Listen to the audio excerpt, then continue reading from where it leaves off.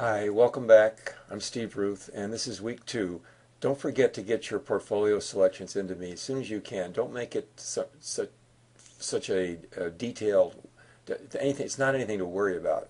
Just send them to me, and if we want to negotiate some changes later on, it's fine. But it's important to me, and I'm sure you'll find to you.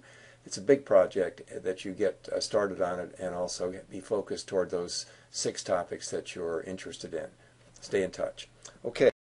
Here's what we've got this time, and I think quite a few of these are important. I can only speak briefly about a few of them, but of course my favorite on here is the Georgia Tech case, and I hope you'll go out and look at some of the various new material on that and put it right up on the posts, because Georgia Tech, as I mentioned in class Saturday, it was great to see everybody Saturday, and I mentioned that the Georgia Tech case seems to be one of the few around where there's a drastic savings in the cost to the student. That one is something like $35,000 or so for a regular master's degree in computer science, and this one only costs about $8,000, and it's the same degree, and they've had at least a year of input in the program, about 400 students, so I'd be very anxious for you to comment on that. Please think of that. Also, that one there, the export-import paradigm, that's a term I've used in the literature.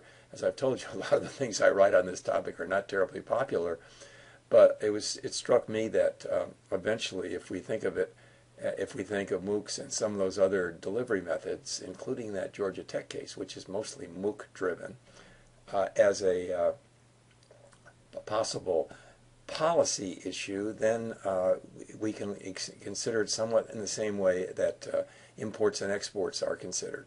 So you can see here, these are the assignments, and they actually do have to do with those very same things. Notice the very first one there. You go to the iCASET site, just click on it, and it takes you to that particular group of articles. Pick some of the ones you like.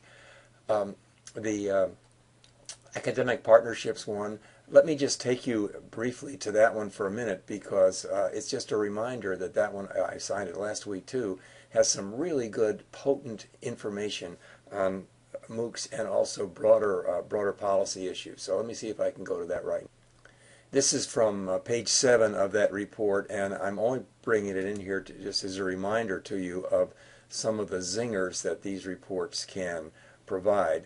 This has to do with the major goals of MOOC initiatives: extending the reach of the institution and access to education, building and maintaining the brand, improving economics by lowering cost and increasing revenues. That's in there, but it's not a primary one. Improving educational outcomes, innovation in teaching and learning, and finally the one that a lot of people are finding the most useful one, conducting research in teaching and learning. So just a reminder, that's kind of an advertisement for this particular way of studying. When I give you these links to these major reports, find some zingers in there that really are useful to you, and I think this is an example of one of them.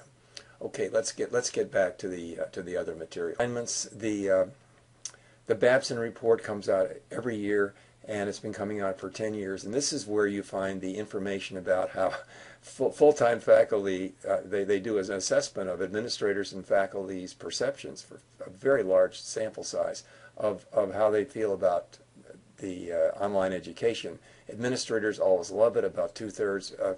Full-time faculty always dislike it, about the same 2/3. It's a very interesting report, and it hasn't changed in 10 years. Those ratios haven't changed in 10 years. So this is where you find them in the Babson report. Here are 2 articles of mine. The more recent one does talk about the Georgia Tech case, the 2014 article, and that was in one of the Association for Computing Machinery outlets.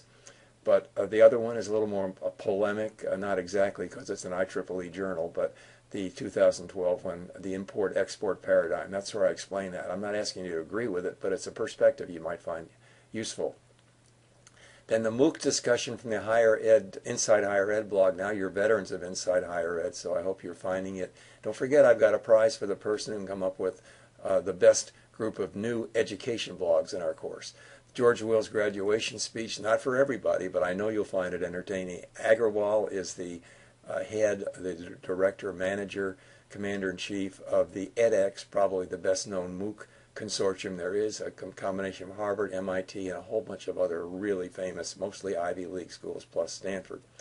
And finally, Salman Khan, there's that article, that one of his again, let's use video to reinvent education. Khan is my hero. He's still a young person, but he has revolutionized this whole study, and I believe that one of the things we're going to be looking at K through 12 pretty soon.